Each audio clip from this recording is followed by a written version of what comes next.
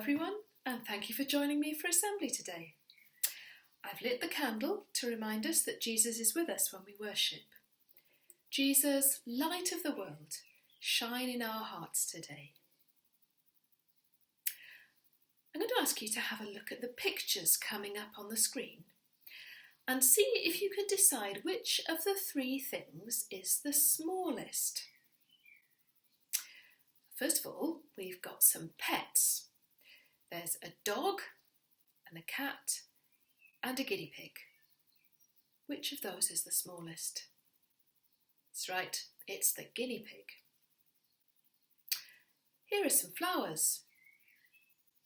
A rose, a sunflower and a daisy. I think the smallest of those is a daisy. This one might be a little bit more difficult. An elephant, a whale and a horse. Here are some nice tasty things. A carrot, an apple and a grape. And the last set, insects. A lovely colourful dragonfly, a honeybee and a gnat. Now I wonder, do you think that because something is small, it's less important, or less tasty, or less cuddly, or less noticeable than a big thing? Let's think for a moment about some of the things that the smallest of the things we noticed can do. Well, guinea pigs make excellent pets, just as good as cats and dogs. Some sunflowers are farmed in fields, but daisies can carpet a field or a lawn all by themselves. Elephants are very strong. Whales are very intelligent. But a horse can carry things or take you on a long journey much further than you could go otherwise. They were really important transport before motor cars and trains. Carrots make tasty cakes. Apples make lovely juice and pies. But grapes also make juice and wine, as well as raisins, currants and sultanas. And if you've ever been bitten by a gnat or a midge, you know that they can be very influential. Today, we're thinking about how small things, even the smallest of things, are important.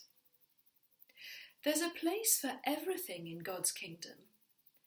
In fact, some of the things in the kingdom of God start very small indeed. Jesus told his disciples a parable about this. It began with a mustard seed. Mustard seeds are very, very small seeds. So small that if you dropped one, you might have quite a job finding it again.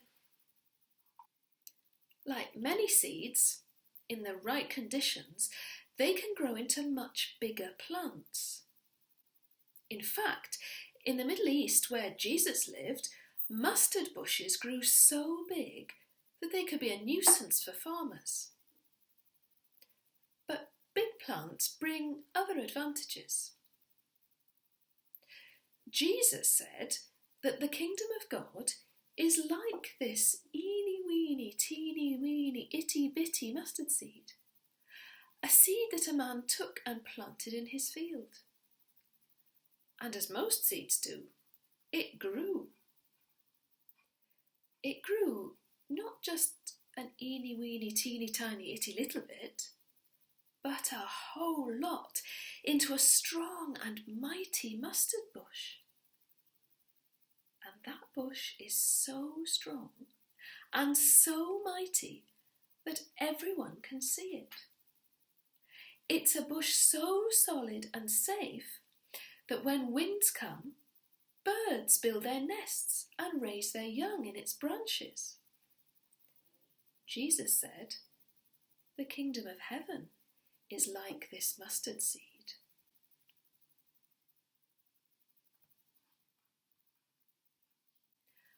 I wonder what Jesus meant by this parable. We start with the teeny tiny mustard seed and end up with a strong, tall bush which provides shelter for the birds. Can you think of anything else that starts off very small, but with love and care and encouragement becomes something much bigger and provides support to others?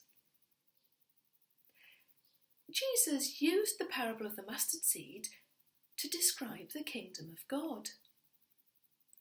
Christians believe God's kingdom is all around us now, and we can see glimpses of it in all sorts of ways, like in nature, or when we're with a friend or a relative and they do something kind for us.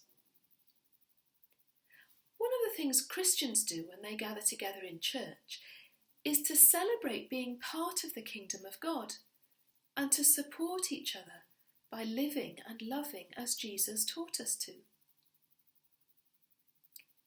Do you remember how the early church started? It started with just a few disciples, the 12 apostles and their friends who followed Jesus. Over time, the church has grown from this very small beginning to the worldwide family it is today, with many millions of members. Just like the mustard seed, it started small and grew to be a place of welcome for many, many people who've come to hear the good news of Jesus.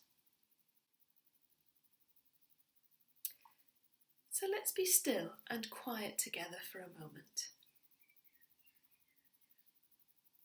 In the stillness, think about the things you've heard today.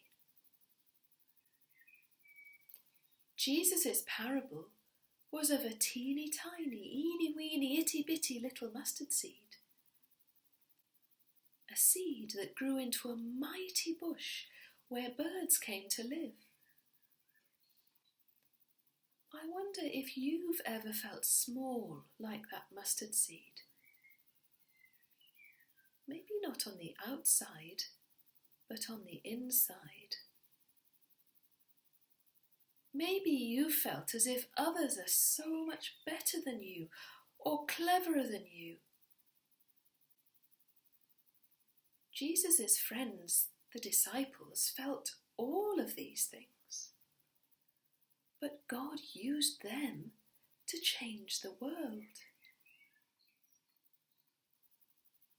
In the quiet for a moment, use the time to think or to pray. You might like to give God your smallness and ask Him to help you grow inside to be like that mighty mustard bush.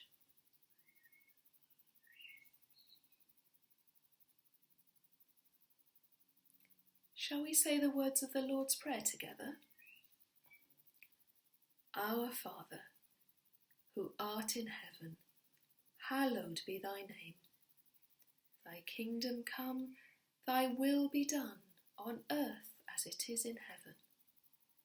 Give us this day our daily bread, and forgive us our trespasses, as we forgive those that trespass against us. And lead us not into temptation, but deliver us from evil. For thine is the kingdom, the power and the glory, for ever and ever. Amen. Thank you for listening. Stay safe, and I look forward to seeing you next time.